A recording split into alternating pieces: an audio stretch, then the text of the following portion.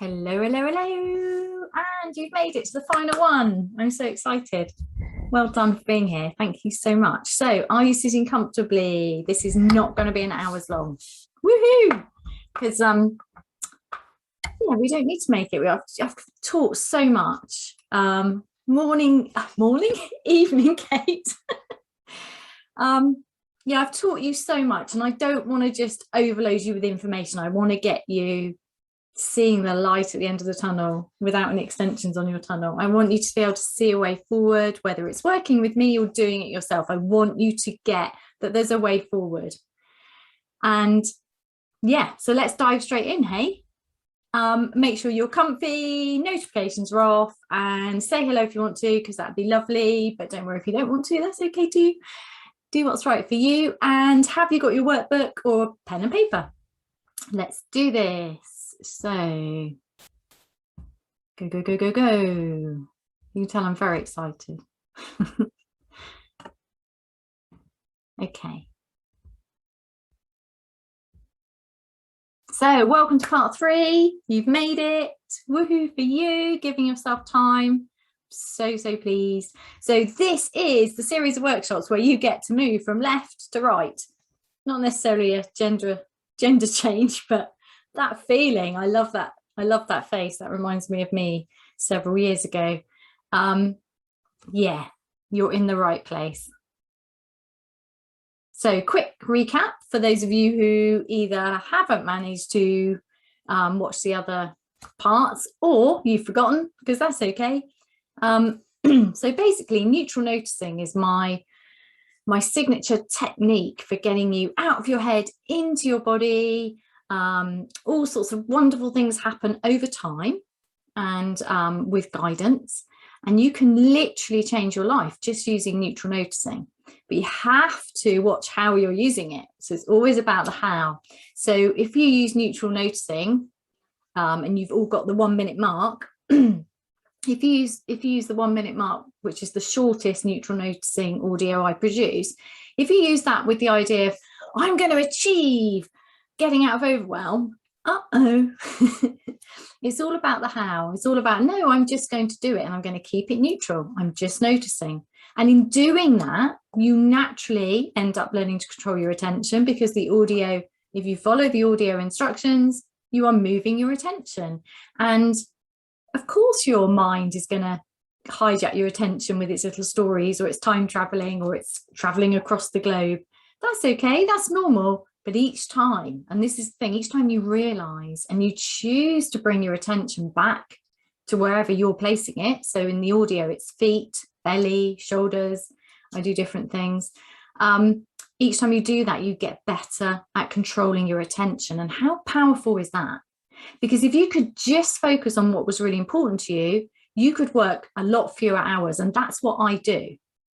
And it wasn't that I wasn't really good at focusing before. It's that I did it in a very pushy way. I was like, well, I've got to get this done, keep going. And it was always speeded up so that I could get out, so I could have a life. But by the time I got home, I was so exhausted because I'd been full speed.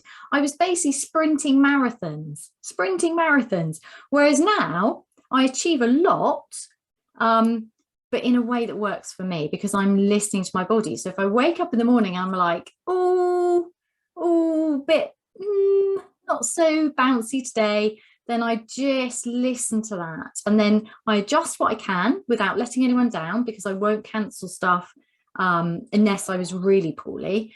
But then I'll change how I do it. So it's going with a gentler, less pushy thing. And this is all about not pushing against yourself.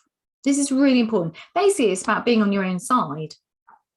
So those of you who are entrepreneurs, have you turned into the worst boss that you've ever had? And you never give yourself a break. And those of you who are employed, where's the pressure coming from? Because often it's actually coming from ourselves, because we have these high standards and we want to do things really well, which is great, except when it's against yourself. So that's a quick recap. And then in the second workshop, we continued this by looking at those habits and beliefs. So if you believe that success requires sacrifice, then guess what your habits will be? One of sacrificing in order to get things done, in order to move forward in your life. So starting to unpick those is really powerful. And if you missed out workshop 2, you can go back and listen to it. It's quite, it's very dense, it's got a lot of teaching in it. But you don't have to do it all at once. You can use the workbook. You can just journal about these things. You can think about these things. You can talk about these things. If you took one of those beliefs that I had mentioned and just rolled with it, you'd be surprised at what comes up for you. Do it gently. Always the how. Gently. So make sure you've got pen and paper. I don't know about you, but I think better with a pen in my hand. It's just the way I am. So if that helps you, please do that. And if you've got the workbook, it's page 6, which I'm pretty sure I said it was page 6 last time, and obviously I got that wrong, but who cares? It's part 3. What do you really want and what's stopping you, and steps you can take right now. So that's what we're looking to do, but I'm going to show you my process, and then you can take from it what works for you or what you want to try. And now I can't remember why I put this wonderful, wonderful picture up. Oh, I know, because I'm going to tell you my story. Not all of it, but anyway, are you sitting comfortably? Once upon a time. Right, so in my 40s, I went into education. I finished my psychology degree at the end of my 30s. And I set up my own business and chickened out. And here I am again. Your dreams will always come back. So I went into education as a maths teacher, which is interesting for somebody who is a natural psychologist. So my degree of psychology. So what did I do? Tons more studying, having just finished my Open University degree while raising 2 children, working, having an extension built. You know the stuff. How much life can I fit into just a few years? But that's me. Is that you? You know, we want to live life to the full. Anyway, I ended up becoming a maths teacher because I thought I could change the world from inside a classroom. And I'm pretty sure that I did a lot of good. And I used my psychology a lot. So I was actually boosting confidence. I was doing a lot of really good stuff. And I ended up, you know, climbing the ranks, helping run a department, going into middle management. I insisted that coaching came into the school. I wrote and delivered a coaching program because I passionately believe in coaching and support and a load of other things. And then I broke myself and I did not see it coming. I literally did not see it coming. Now I look back, oh, I can see the signs. The crying in a cafe at the beginning of every holiday going, I love my job, but it's killing me. And my partner looking at me going, not saying anything, but being an ex-teacher himself looking at me going, and he never once said, I told you so. Yes. So anyway, I stayed in for years. I think I had a blog as a teacher, and that was the first blog. Or the second blog. Yes, the second one. I love my job, but it's killing me. And I tried so many things to sort this out. And I would argue, if you look at me, then you think, oh, she's riding high, she's thriving, she has this amazing life, she's doing really well. But there was a lot of crying secretly. But I thought I was doing really well. I just accepted that if I wanted this job that most people couldn't cope with, and I wanted to change the world, then I was going to be a bit broken. That's crazy now, but maybe you can relate to that. And then I planned an elegant exit in my 50th year. I retrained with a Zen master. I did a certificate in positive psychology, the psychology of thriving. There's a lot of new science in this, and set up my wellbeing business, and then crashed and burned.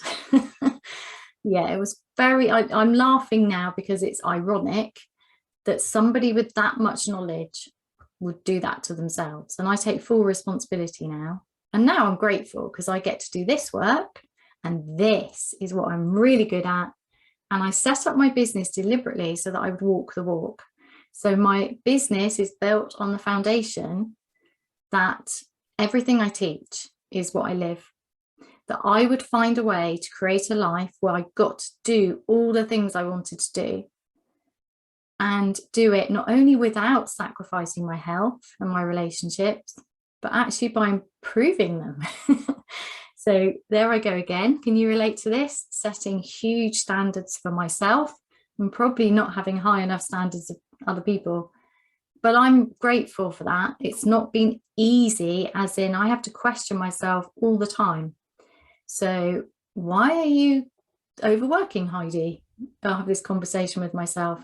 You know, anytime I'm tempted to overwork, well, I can't, can I? Because that's the rule of my business. Overworking, that's not what my business is about. That's not the life I choose. So it takes commitment, and it takes living more skillfully.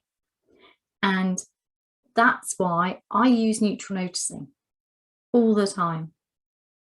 So during, you know, this recent process of doing these workshops and gearing up for the launch of my program, it's stressful. There's a lot to do, lots to learn, and the bravery of, you know, getting out there and daring to give these workshops and call you guys in and teach you. I love the teaching, but all of the you know, the back end stuff, the daring to be on social media and everything, there's a lot to do. And I noticed this old behavior coming back, just get this done, and then I stopped myself and remembered.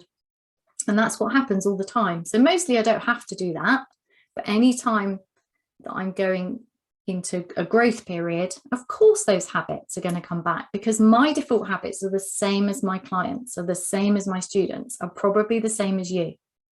So I get it.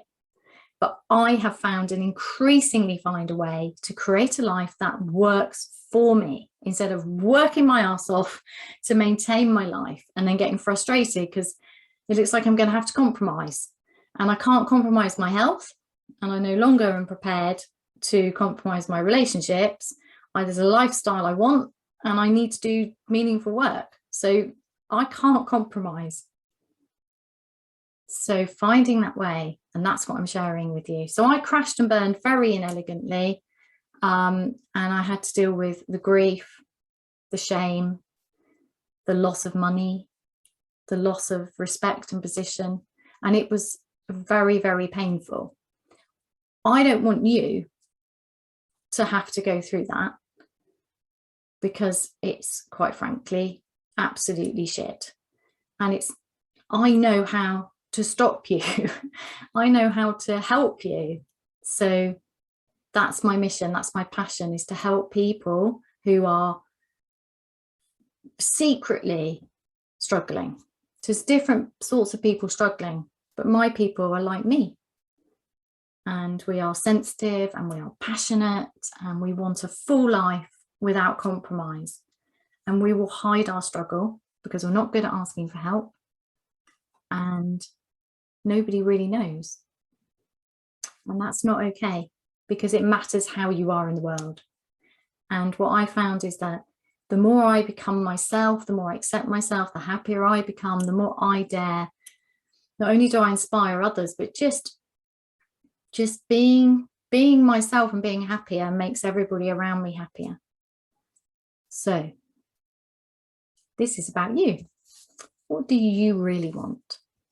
What do you really want? So I'm just going to give you a moment to consider, and that is on part 3 in the workbook, or just back of your envelope, whatever you've got. What do you really want? Now, I'm going to warn you, this is the hardest question, one of the hardest questions I ask inside Get Your Life Back, with one-to-one clients. It's one of the hardest questions, because we put limits. What do you really want? Well, I just want to be okay. I just want to get through. No, you don't. What do you really want? So if I could wave a magic wand and you could have exactly what you wanted, and you won't be able to dare believe a lot of it, because you're probably thinking, yeah, it's wishful thinking. That's okay. So from where you can see at the moment, what do you really want? And just jot it down. Just dare to. You don't have to show it to anyone. You can chuck it away later. You can burn it. What do you really want? And then the next question, what's stopping you? What's stopping you living in a way that makes you happy? What's stopping you?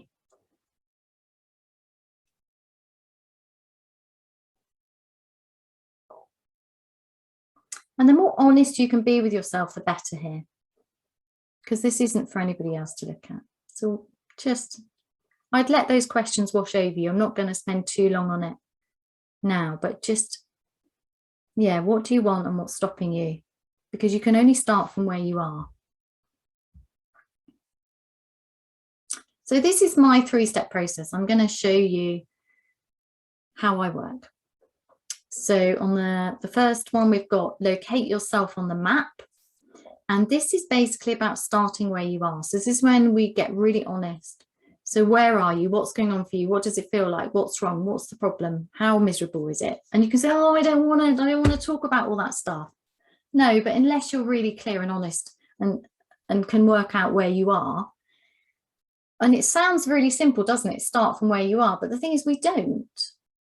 We don't start from where we are. We think we're elsewhere. And we think we're further ahead than we are, or we ought to be. We're very judgmental. Well, I ought to be able to cope. I ought to be further on than I am. And we think we're behind. But you just are where you are. And just getting clear on that, that's really important. And then the next process is where, I mean, neutral noticing runs all the way through this, but the most obvious skills-based place it is taught is in this tuning in to your compass, your internal navigation system, which consists not just of your mind, although we are taught to make all decisions and live in the mind, which is why the body, I think, gets worn out, but it's also connecting to the heart and listening to the body. And their skills, and in other cultures, they have more respect. And using all three, being able to control your attention, connect to the heart and listen to the body is really powerful, because it's the missing information. It's the missing information. And then lastly, once you know where you are and you've connected to your heart and you've dared to think, oh, what do I really want? And then you plan. But plans get messed up unless we're really committed. So a commitment is a big part of what I do. Committing to yourself first, getting over the fact that that's not selfish as a way to make it not selfish. Planning, and then preparing, having the support, the resources in place, getting ready for the inevitable storms, and managing to keep coming back to what you really want over and over again. So maybe just for a moment, if there's anything that's resonating with you there that you want to put in the steps you can take right now, something you want to think about, then just jot that down.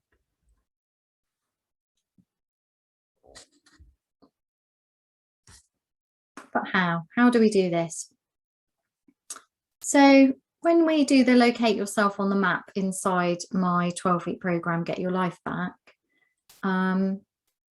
we do a lot of delving into, I've set it up like a kind of orienteering game because it's fun. So I talk in terms of the map, so it's the terrain of your life. And then I talk in terms of tunnels, circles and caves. And that's different ways to describe habitual patterns, which are the getting caught up in the stress and getting really stuck and frustrated. So I'll just talk about each briefly. So a tunnel is when you think you've got to just keep going, keep going, keep going. There's light at the end of it. So it's when we talk about things like, yeah, I'm absolutely exhausted, I'm completely overwhelmed, but when this next thing happens, then everything will be better. But then the tunnel gets longer, and you never, that promised pot of ease at the end of your endless to-do list never actually materializes. It's like the light at the end of the tunnel just gets further away. And that's when you're getting really stuck.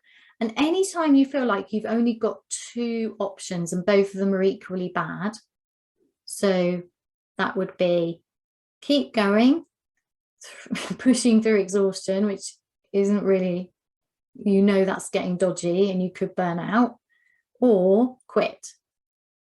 Like, that's not, neither of those are acceptable, are they? Because both involve suffering and loss, and you're not prepared to do that. So that's a tunnel, when you think you've only got 2 options and both of them are bad, because it's not true. I could show you lots of other options, and That's what I teach, how to see the other options, how to get out of that tunnel, how to blow the damn tunnel up and never get him stuck in one again, how to dance across the top of the tunnel. It's a bit like, so you're stuck in this tunnel and it feels like you're under a lot of pressure and you've just got to keep going. And then I tap you on the shoulder and I say, just look to your left. Can you see that? Can you see that little glimpse of light? Follow that. And you walk towards it. And you would never have seen it if I hadn't shown it to you. And you just go up these steps and you go out into the sunlight and you go, oh my God, it's really nice up here. And I don't have to go through the tunnel. I can just walk along the top of the tunnel in the grass and the sunlight. That's what it's like. Because you do have a choice. You just can't see it, because when the brain is overwhelmed, which I mentioned in the last workshop, the mind is easily overwhelmed. The prefrontal cortex goes offline. You cannot think straight. Of course you can't think straight. That's what stress screws so badly with us.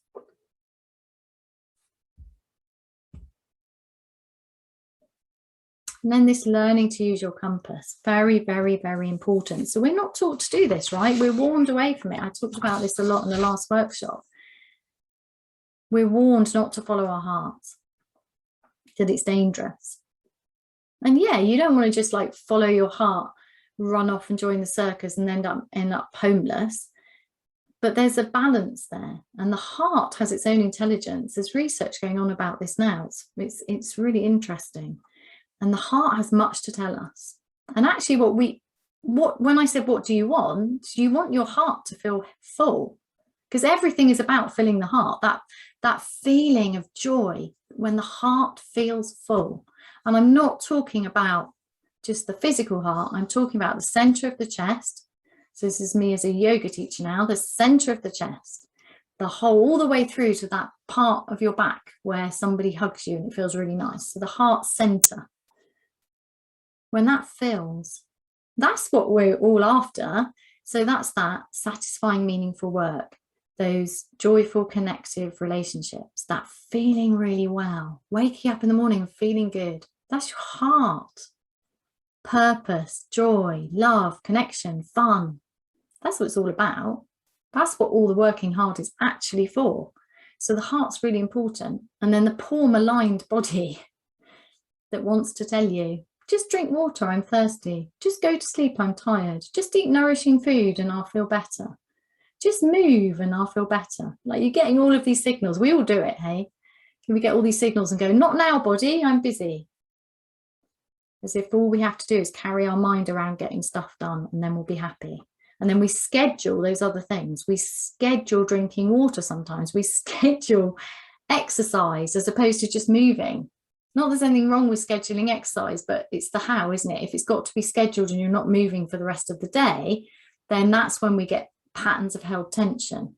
And patterns of held tension, the stress and grief and everything gets stuck in the body, and that's heavy. You can gain a lot of energy and ease by allowing, just noticing patterns of held tension and allowing them to go when they're ready. And you can do that through the neutral noticing audio.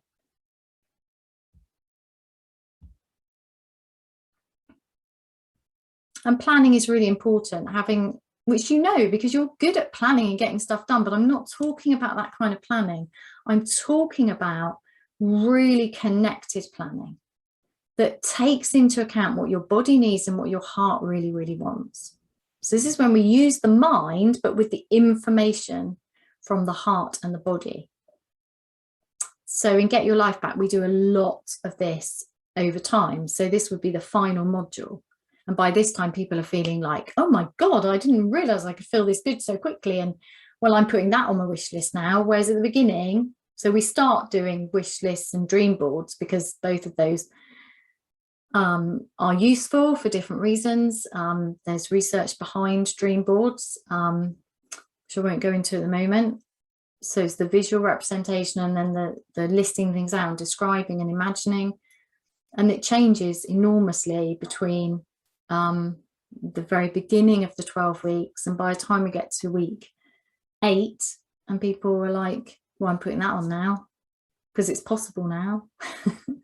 And that's just complete and utter joy for me. I mean, I was doing some work on mine again this morning and I thought, oh my God, Heidi, have you got nothing everything on there's huge. What's going on again? And it's like, well, yeah, that's what I want. So it's going on my list.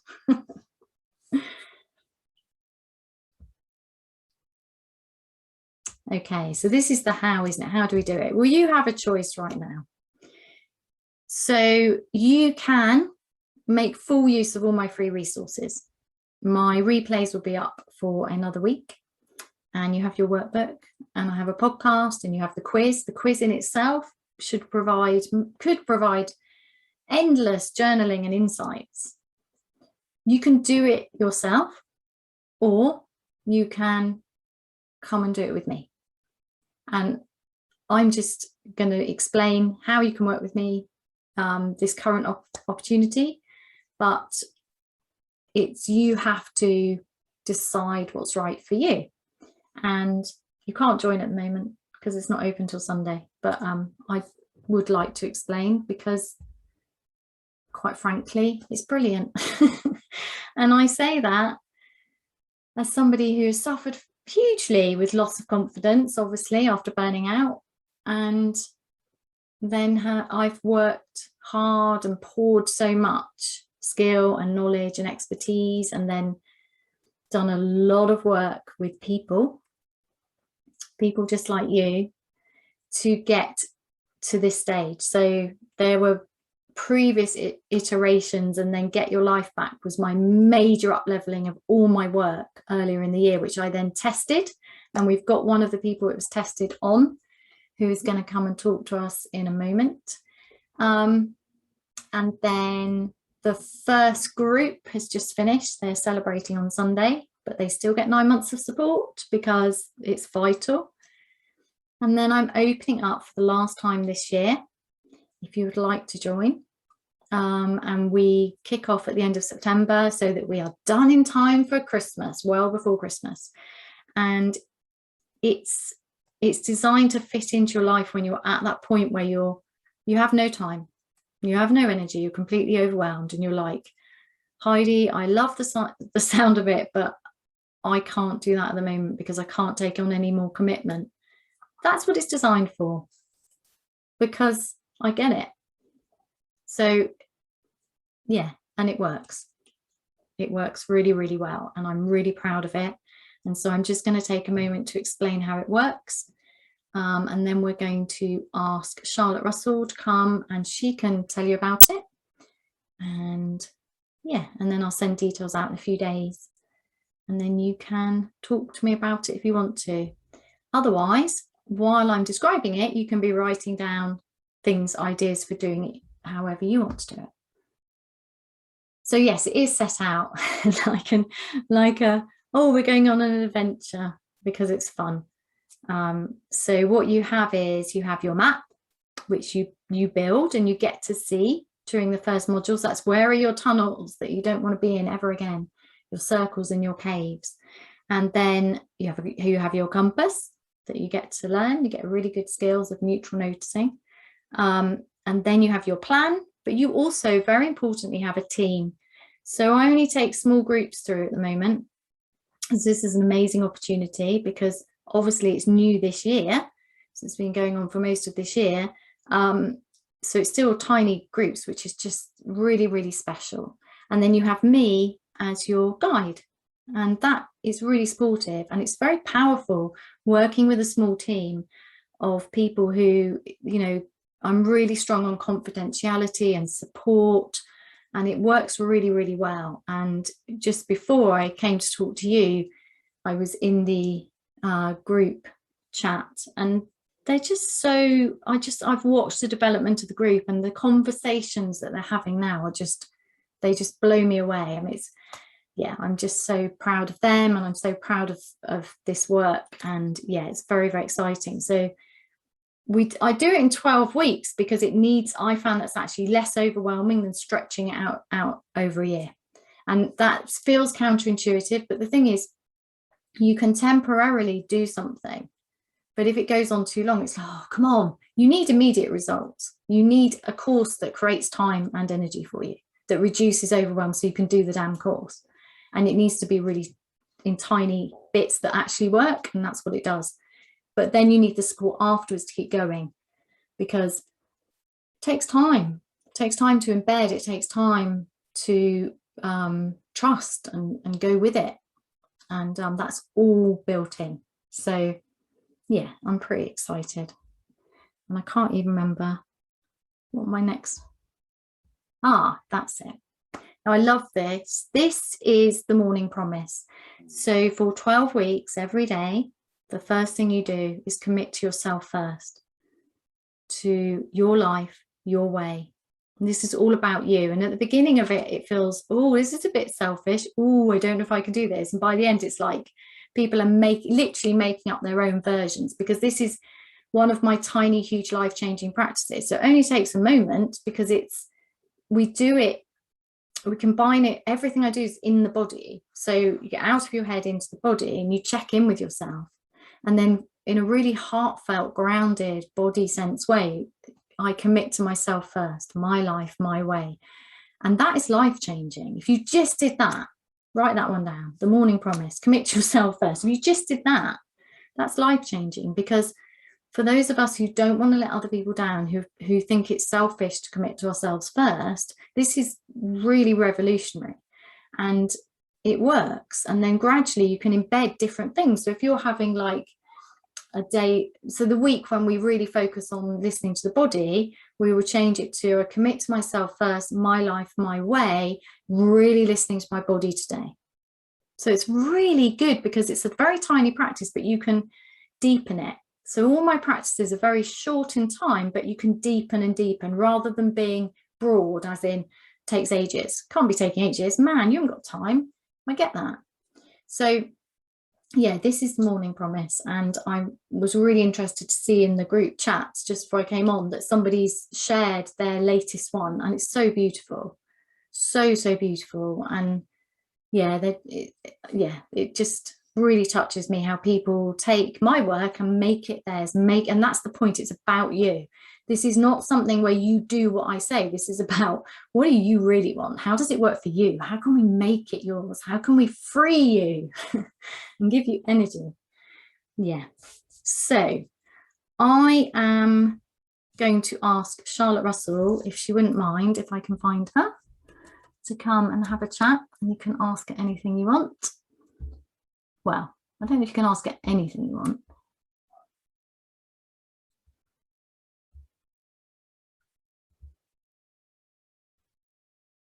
Did that work, Charlotte? Hopefully. I'll come out of screen share. There we go.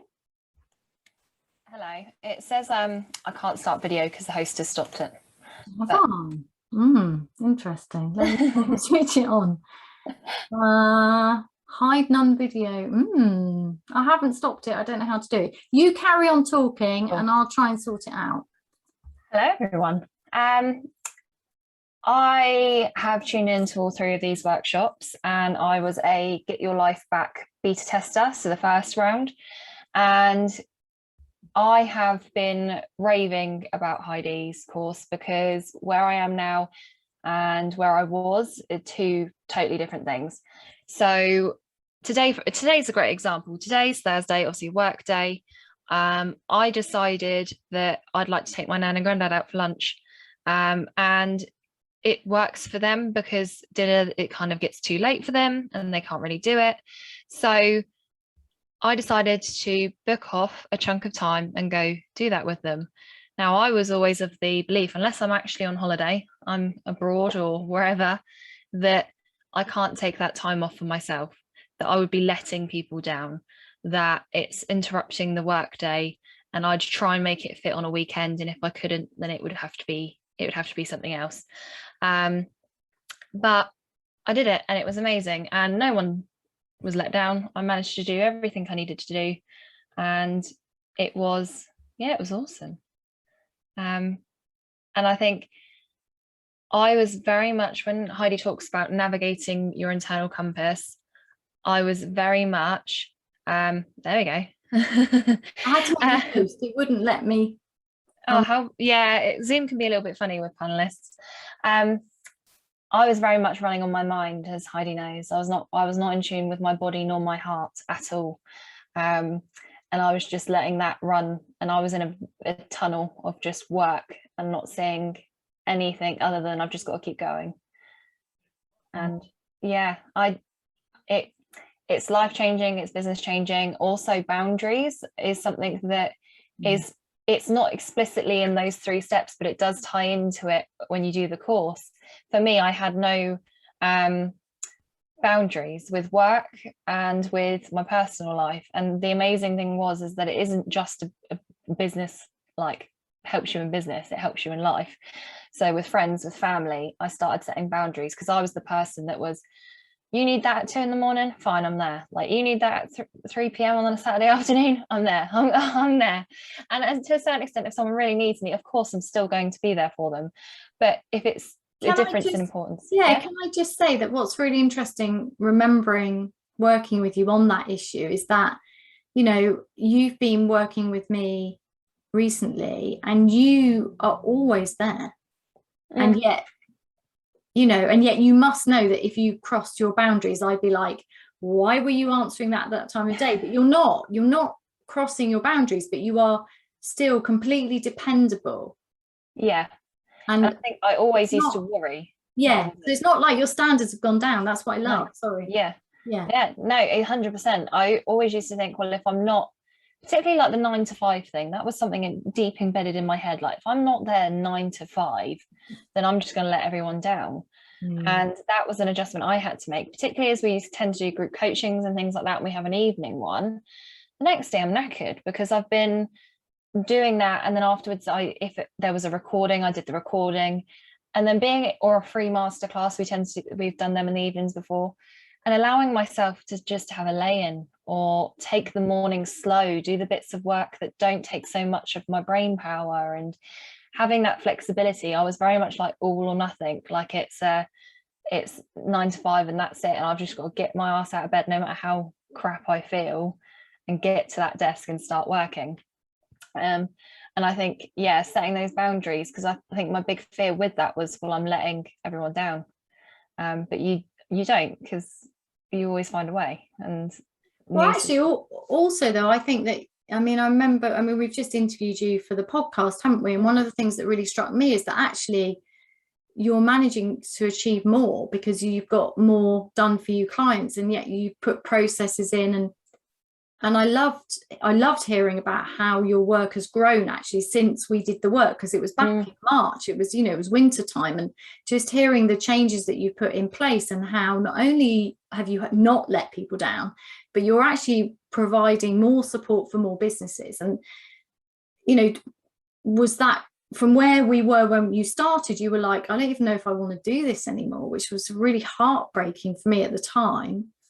Yeah, I think our business just took off, and the done for you agency side's the stuff that takes a lot of time, and I was like, there's just no way, like, we need more clients to, if we want to have this life with the income that we want and the, you know, helping the people that we want to help.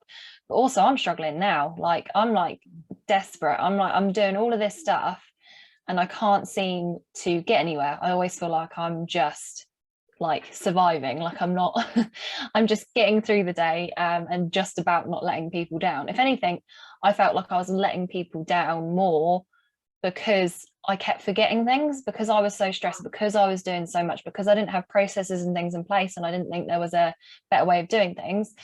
I was like getting stressed with that as well. And I think I got to the point where I was like, I don't even want to do this. Like, I'm so passionate about marketing, I love it, and it encompasses so many things that I absolutely adore, but it had gotten to the point where I was just like, I can't see a way out. I've just been saying, keep going, and I can't do it.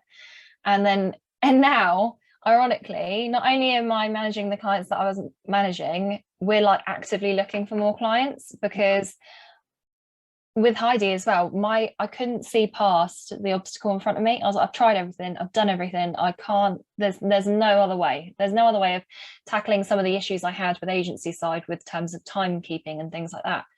And then Heidi was like, 20 things and all of this and all these little tasks that are quick and easy to do, first of all, because I know one of the things was like, I don't have enough time to do big things, but as Heidi says, it's all little things that I could do, but those little things made a big difference. And now the business, I mean, it's doubled this year, and wow, it's doing amazing, and I am doing amazing.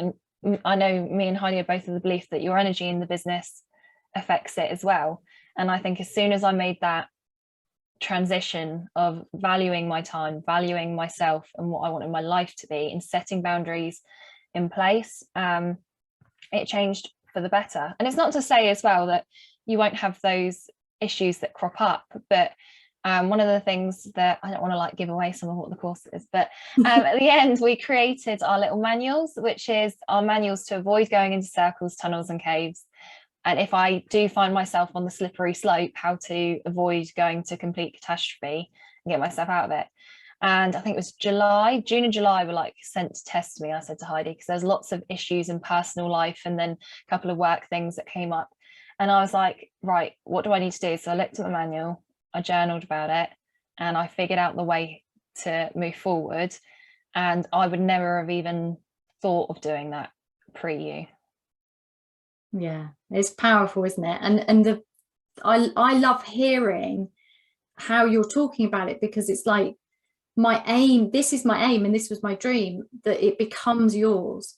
Because it's no good, it's the same techniques but making it yours, making it easy, so it becomes automatic. It's never an add-on. It's just like, this is what I do. And then gradually you can, if you need another of the tools, you can go, oh, I'll put that one in today, or I'll put that one in today. And that's what I love, is hearing how you've made it yours. That's just, yeah. I mean, for me, a lot of things, like particularly when you have the Google and you have the social, and they're like, you need to do it this way, this is the way to achieve ease, and it's like the one method. And for me, not only do I like a variety of things to help me, I'm also very finicky, like on the day, like I just like something, I don't want to journal, I don't want to write it down, like I'd rather just, I don't know, like record an audio or listen to an audio that Heidi's done, or I'd rather talk to someone about it. Whereas I never used to talk, that was another thing, I never used to talk about my problems. I was the Charlotte's always all right person, like whereas now I'll be like, right, do you know what, I don't want to journal today, that's not what I need. What I need is to talk to someone and to hear their thoughts. Wow. And I haven't heard that. That's amazing, Charlotte. That's and it's helped a lot of my relationships. And my cousin's one of them. Like, we were always really close and we hung out all the time, but I was just like, do you know what, I felt like I was giving breadcrumbs, because everyone asks if you're okay, and you kind of give them a little like, oh yeah, it's just a little bit of work, or it's like, oh yeah, it's all right. And then I was like, actually no. And then I'll explain, and it's made our connection deeper, because I can trust him to take that and know. Sometimes I'm like, I don't need anything, I don't need any advice, I just need you to hear me, and then you nod. And other times it's like, that's amazing. I love that. That's a great. Oh, thank you, Charlotte, thank you so much. Is there anything else you want to say?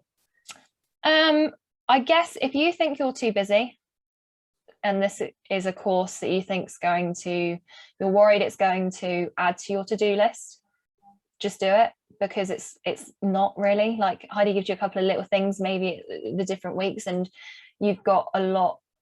The change is worth it, is what I'm saying. It seems like 12 weeks is a commitment, and it is a commitment, but it's 12 weeks to change your life. Now, if we did it in March, it's like, what, September? And it's something that has not only served me for those 12 weeks, it served me afterwards, and it continues to serve me, and I continue to see evolving. Just because the course stops, as you said, after the 12 weeks, doesn't mean the support stops, but it doesn't also mean you stop growing. It's so even if you feel like you're completely overwhelmed and you've got nothing left to give, that's the perfect time to do it, in my opinion. Thank you, Charlotte. That's really kind of you. Thank you. Right. Well, I'm going to wrap this up. Unless anybody has any questions, you're very welcome. In fact, I'll stop the record so that you can ask your questions.